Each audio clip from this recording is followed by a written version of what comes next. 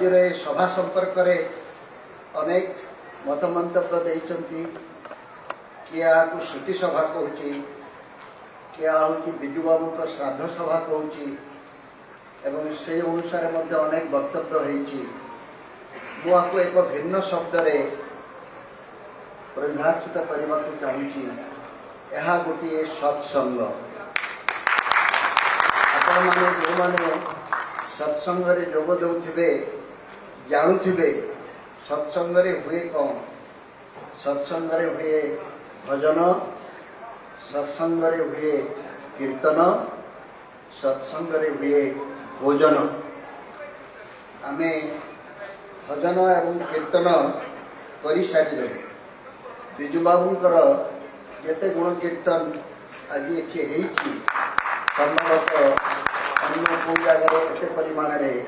विगत वर्ष मानक भोजन आपण मानू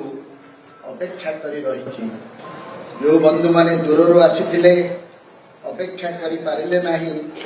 से आम अनुमति देलु से आगे पछे भोजन कर दिंतु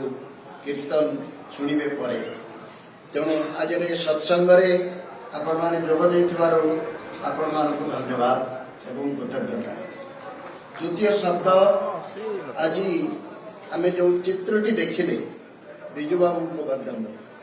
से विजु बाबू संपर्क से गोटे दुईटी शब्द आपण मानक केवल मन पकई देवा चाहूँगी विजु बाबू शेष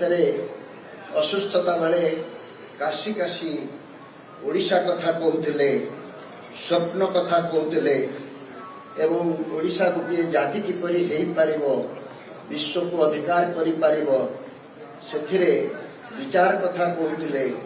एवं से गोटे कथा कहते जहाँ मते आज पर्यंत आंदोलित करुछि से कथाटी है ओडिशार एते संपत्ति थाई ओडिया माने गरीब रहिबे कहीं मते लगुच ए प्रश्नर उत्तर जो ओडियाटी देवाई चेष्टा करिबो तापाई आउ किछिर आवश्यकता नहीं दलर आवश्यकता नहीं नेतार आवश्यकता नहीं पैसार आवश्यकता नहीं हथियार आवश्यकता नहीं ये गोटे मात्र कथा जगन्नाथ आमको एत कथा देइचंती भूई तले जेतिकी देले भूई ऊपर सेतिकी देले भूई कर सेतिकी देले एते संपत्ति आउ काहाकू देई नाहंती अथच आज ओडिया माने काहेकि गरीब हेबे ए प्रश्नर उत्तर को माने देवा कथा जो माने राजनीति करने को चाहूँगी आगे ये प्रश्नर उत्तर दिंतु तापर राजनीतिर प्रवेश करेंगे। मु व्यक्तिगत भाव शेष कहवा चाहे समय नहीं ये जिते लोक आपण कही वक्तव्य दे गले से माने समस्ते गोटे जातिर मु भिन्न जातिर मु कौ जातिर जो माने विजु बाबू को निजर नेता बोली मानी जो माने विजु बाबू को भल पाती जो माने विजु बाबूंकर सानिध्य आसी राजनीति रे प्रवेश करथिले विजु बाबू को भल पाई आज ओडिशा रे प्रतिष्ठित होइचंती मु भिन्न जातिर एइथिपाई संभवतः मु गोटे मात्र व्यक्ति ये विजु बाबू विरोध रे निर्वाचन लड़िथिली। मु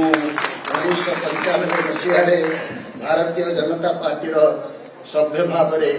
भुवनेश्वर विरोध में निर्वाचन लड़ी मु विजु बाबू को ता पूर्व अनेक समालोचना करी खबर कागज बहुत किछि कथा कही किंतु सही निर्वाचन लड़िबा पर ठारू गोटे घटना मोर तांको सहित संपर्क को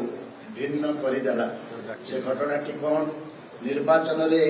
आमर तुमुल लड़ई है प्रचार चलु थाए एवं निर्वाचन रे से जीतिले किंतु क्षमतार अपसरी गले जो दिन निर्वाचन फल प्रकाश पाइला से दिन 4टा बेले जिते फल प्रकाश पाइला मते से फोन कले ए कौन करचु come and have dinner with me tomorrow with your wife मु कहली मो वाइफ कहला मु जीवी ना मु झील संगे जाई तांको सहित ता परदिन रात्रि भोजन करी से भोजन काल से मते जहाँ कहले समय नहीं आलोचना करने से दिन कहते तू आ मो सहित हाथ मेला आम दी जन मिसी ओडिशा को आगे नवा यही कथा मोर मन अच्छी सिकंदर एवं गुरु कथा आम इतिहास पढ़ी किंतु मो जीवन में मो को मत हरई गोटे राजनेता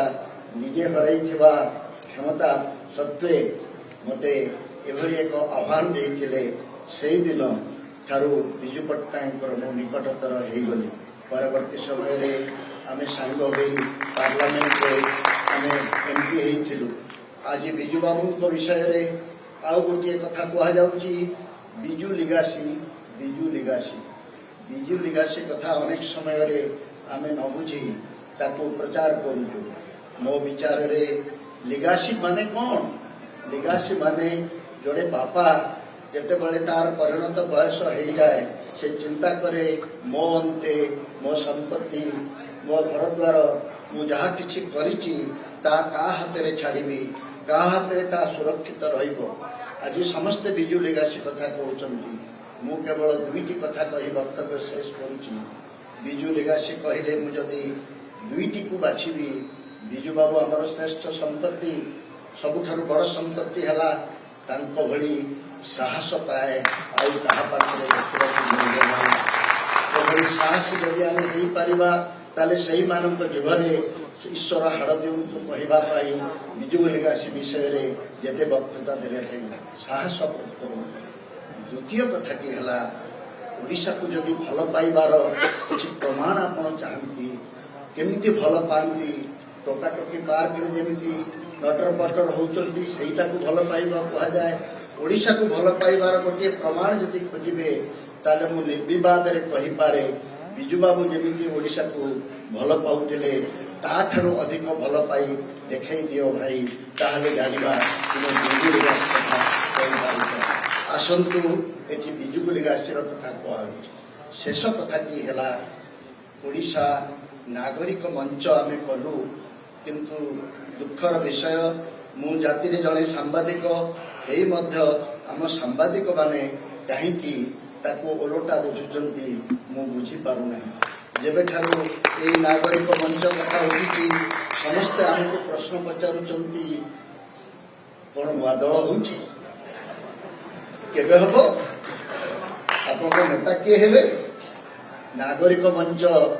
एक सिविल सोसाइटी इंग्राजी रे जहाँ को कहा जाए नागरिक मंचर एकमात्र कार्य है क्षमतासीन व्यक्ति माने जेते बेले अबाटरे जाती बाटरे को आनिबा पाई जो कार्यक्रम दरकार से कार्यक्रम नागरिक मंच रे सबु दल मान स्वाधीनता अच्छी स्वागत अच्छी नागरिक मंच रे बुद्धिजीवी माने थांती कलाकार माने थांती सांबादिक माने नागरिक मंचर आगधाड़ी रहिबा कथा नागरिक मंच है ओडिशा जो मेधा अच्छी ओडिशा को भल पाउथबा व्यक्ति मानकर जो ऐक्यबद्धता अच्छी ओडियामी अच्छी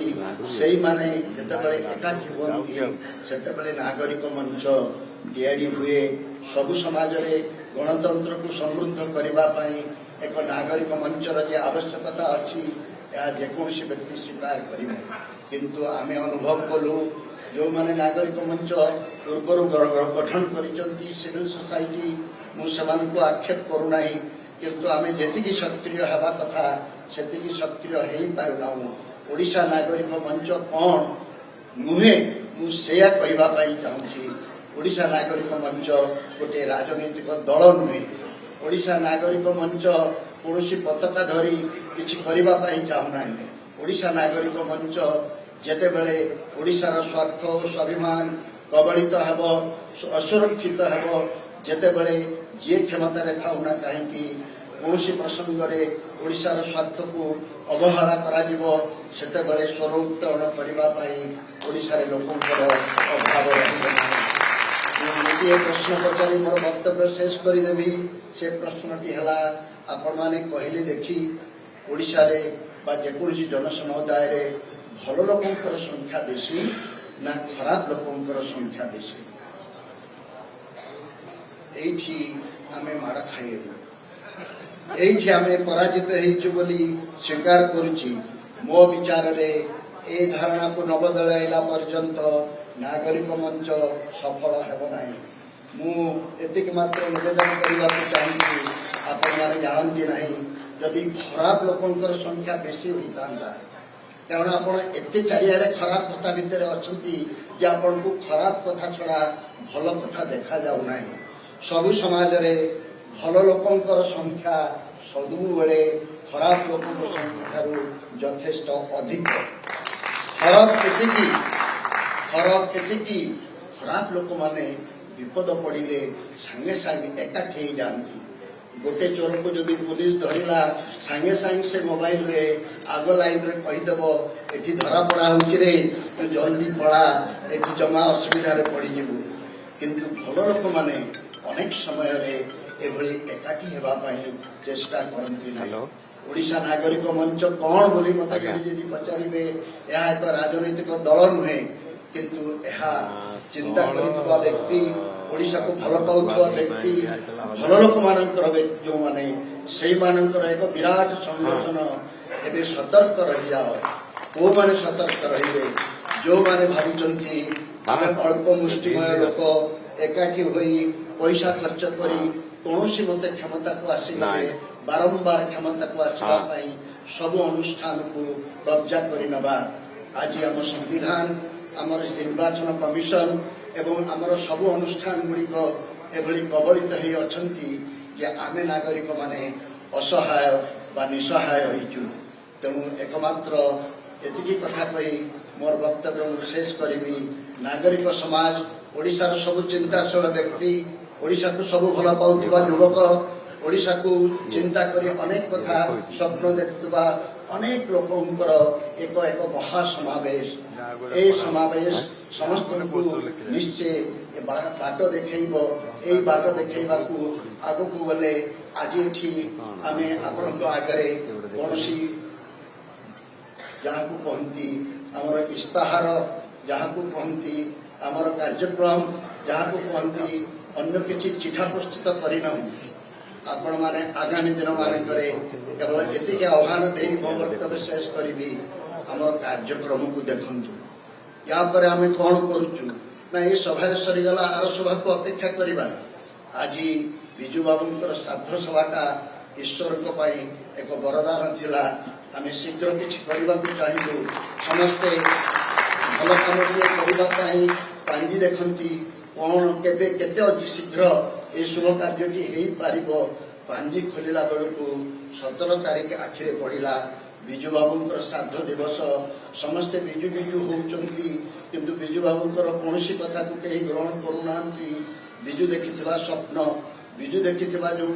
ବିଚାର କରିଥିବା ବିଚାର ଆଜି କେହି ମନେ ପକାଉନାହାନ୍ତି। ସେଥିପାଇଁ ଆମ ମନକୁ ଭାବନା ଆସିଲା,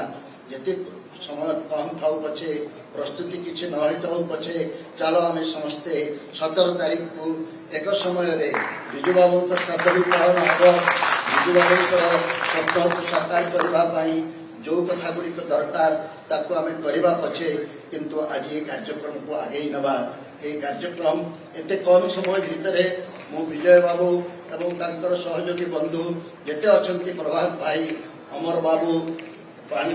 ମୂଷା ଏବଂ ରବି ବାବୁ, ଯେଉଁମାନେ ଆମକୁ ପରାମର୍ଶ ଦେଇଛନ୍ତି, ସମସ୍ତଙ୍କୁ ଆନ୍ତରିକ ଧନ୍ୟବାଦ ଜଣାଉଛି। ଆଜିଠାରୁ ଆପଣମାନେ ଯଦି ଆମ କଥାରେ ବିଶ୍ୱାସ କରୁଛନ୍ତି, ଆସନ୍ତୁ ସମସ୍ତେ ନାଗରିକ ସମାଜର ବା ନାଗରିକ ମଞ୍ଚର ଜଣେ ଜଣେ ସକ୍ରିୟ ସଦସ୍ୟ ହୁଅନ୍ତୁ। ଓଡ଼ିଶାର 30ଟା ଜିଲ୍ଲାରେ 30ଟି ଜିଲ୍ଲାର ନାଗରିକ ମଞ୍ଚର କାର୍ଯ୍ୟକ୍ରମ ହେବ। ଓଡ଼ିଶାର ପ୍ରତି ବ୍ଲକରେ ହେବ, ଓଡ଼ିଶାର ପ୍ରତି ପଞ୍ଚାୟତରେ ହେବ ଏବଂ ପ୍ରତି ପଞ୍ଚାୟତରେ ଯଦି ଗୋଟିଏ ଗୋଟିଏ ନାଗରିକ ମଞ୍ଚର ଗୋଟିଏ ଛୋଟିଆ ଅନୁଷ୍ଠାନ ଆମେ ତିଆରି କରିଦେଇପାରିବା, ତାହେଲେ ଆମର ଆଉ କିଛି ଦରକାର ନାହିଁ। ଆମର ପ୍ରଶଂସା ପତ୍ର ଅନ୍ୟମାନେ ଦେଇସାରିଲେଣି। ମୁଁ ନିଜେ ଆଉ ପ୍ରଶଂସା ନିଜକୁ କରିବାକୁ ଚାହୁଁନାହିଁ। ଯେଉଁ କଥାଟି କହୁଛନ୍ତି ସମସ୍ତେ,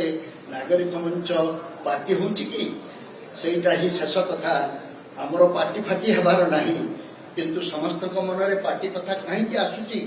ବର୍ତ୍ତମାନର ପାର୍ଟିମାନଙ୍କ ପାଇଁ ଇଏ ଗୋଟିଏ ସତର୍କ ଘଣ୍ଟି। ତୁମେ ବୋଧେ ଭଲ କିଛି କାମ କରୁନାହଁ, ସେଥିପାଇଁ ଏଇମାନେ ସବୁ କ'ଣ ଏକାଠି ହେଲେଣି, ଏମାନେ ଗୋଟେ କ'ଣ ପାର୍ଟି ହେବେ କି? ଆଉ ଆମର ପାର୍ଟି ହେବାର ଆବଶ୍ୟକତା ନାହିଁ। ଯଦି ବର୍ତ୍ତମାନର ପାର୍ଟିମାନେ ସଭ୍ୟ ହେଇଯିବେ, ସଂସ୍କୃତ ହେଇଯିବେ ଏବଂ ସଂସ୍କାରିତ ହୋଇ ଭଲ କାମ କରିବେ, ବିକଶିତ ଓଡ଼ିଶାର ସ୍ୱପ୍ନ କେବଳ ଦେଖେଇବେ ନାହିଁ, ବିକଶିତ ଓଡ଼ିଶାର ପ୍ରମାଣ, ଓଡ଼ିଶାର ଗାଡ଼ି ମଟର, ରାସ୍ତା ଘାଟ, ଗରିବର ଘର, ସ୍କୁଲ ଓ ଡାକ୍ତରଖାନା କହିବ, ପୋଷ୍ଟର କିମ୍ବା ଏ ପ୍ରଚାର ପତ୍ର କହିବେ ନାହିଁ। ବନ୍ଦେ ଉତ୍କଳ ଜନନୀ।